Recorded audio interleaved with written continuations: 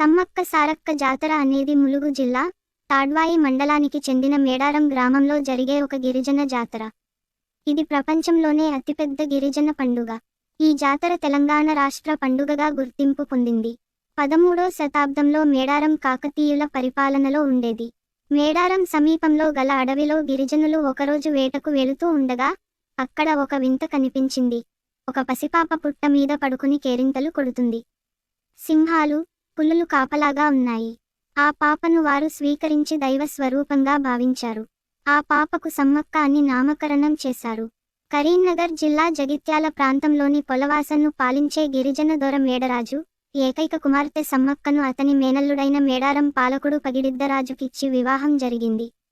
వారికి జంపన్న, సారలమ్మ, నాగులమ్మ అనే సంతానం కలిగారు. అంతా సజావుగా గడుస్తుండగా మేడారంలో కరువు వచ్చింది. కరువు కాటకాల కారణంగా కొన్నేళ్ల పాటు ప్రజలు శిస్తు కట్టలేదు. శిస్తు కట్టమని మేడారాన్ని పాలిస్తున్న కాకతీయ రాజు మొదటి ప్రతాపరుద్రుడు పగిడిద్దరాజుకు ఆదేశం పంపాడు. ఇలాంటి పరిస్థితుల్లో శిస్తు చెల్లించలేమని పగిడిద్దరాజు వేడుకున్నాడు. అదంతా పట్టించుకొని ప్రతాపరుద్రుడు గిరిజనులపై యుద్ధం ప్రకటించాడు. సంపంగి వాగు అనే ప్రాంతం దగ్గర భీకర యుద్ధం ప్రారంభం అయింది. కాకతీయ సైన్యం గిరిజనుల చేతిలో కుప్పకూలిపోయింది. ఇది గమనించిన శత్రు సైన్యం పగిడిద్దరాజును వెనక నుండి పొడిచి చంపారు.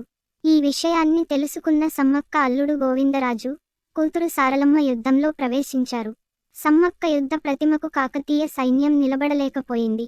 దీనితో భ్రాంతి చెందిన శత్రు సైన్యం సమ్మక్క, సారలమ్మలను కూడా వెనుక నుండి పొడిచారు. జంపన్నను చంపి వాగులో పడేశారు. అప్పటి నుండి అది జంపన్న వాగుగా ప్రసిద్ధి చెందింది.